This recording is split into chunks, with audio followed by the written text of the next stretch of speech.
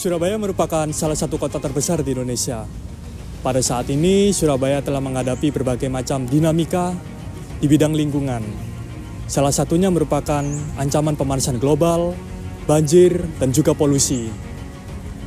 Kami berlima pada saat ini akan menganalisis bagaimana dampak pengelolaan RTH terhadap bidang lingkungan di kota Surabaya. Bagaimana tata pengelolaan lingkungan di kota Surabaya, bukan hanya dalam bentuk tata kelola birokrasi saja, tetapi bagaimana dalam pengelolaan ruang terbuka hijau di kota Surabaya.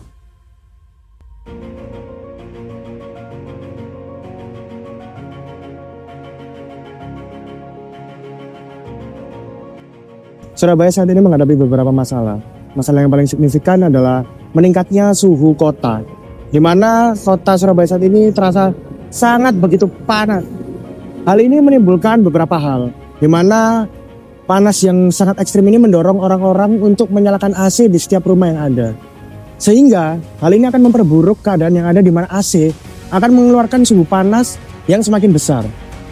Lalu Surabaya juga menghadapi masalah yang kedua, yaitu polusi, di mana polusi ini akan terperangkap di bawah lapisan ozon, sehingga ketika musim hujan datang, maka banjir bisa datang di tempat-tempat yang kurang resapan air atau respirasi air di daerah kota Surabaya.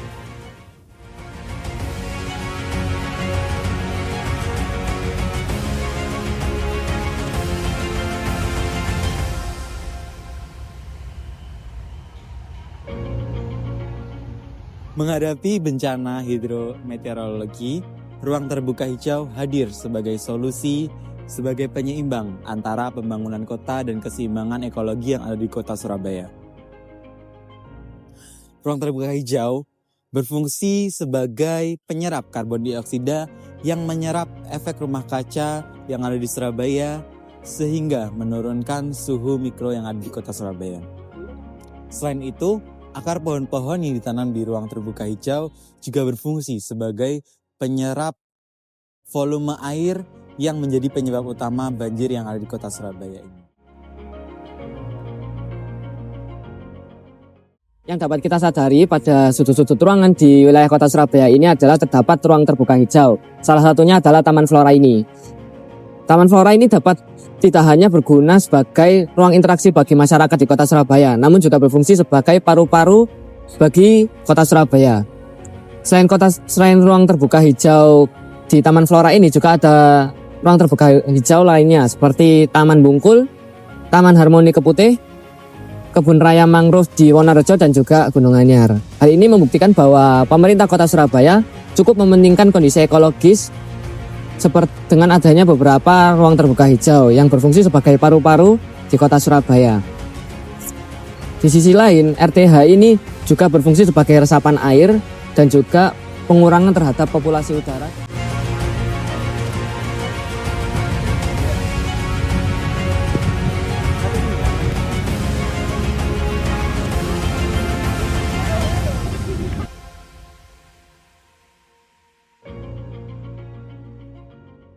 Pengelolaan ruang terbuka hijau di kota Surabaya merupakan salah satu bentuk mitigasi bencana di kota Surabaya melalui mengoptimalisasikan fungsi alam, seperti memperbanyak ruang terbuka hijau dan menanam banyak-banyak pohon seperti di taman-taman di kota Surabaya dan di sudut-sudut kota Surabaya, supaya memperbanyak daerah resapan air. Upaya ini memerlukan tata kelola yang responsif, aturan hukum, serta partisipasi masyarakat supaya ruang terbuka hijau ini berjalan seperti semestinya.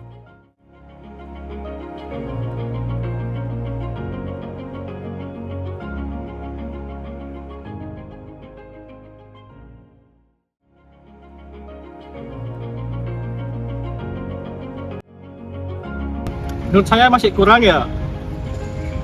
Dari masnya sendiri bisa. Menurutku sih kurang kali ya, gimana ya Mas, ya Surabaya itu wis panas pol wis, ya Allah, kamu mumpuni lah ini taman ya, Surabaya kan targetnya ada 5 Mas, ya kurang pohon-pohonnya masih kurang loh.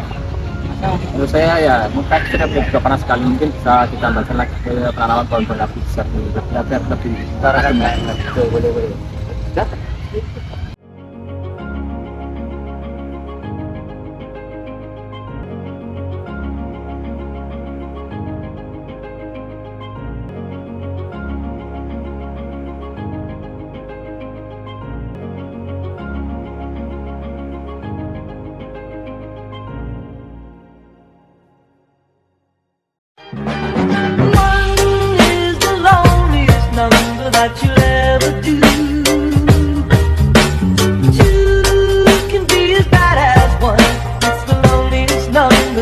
number one. One is the loneliest number that you'll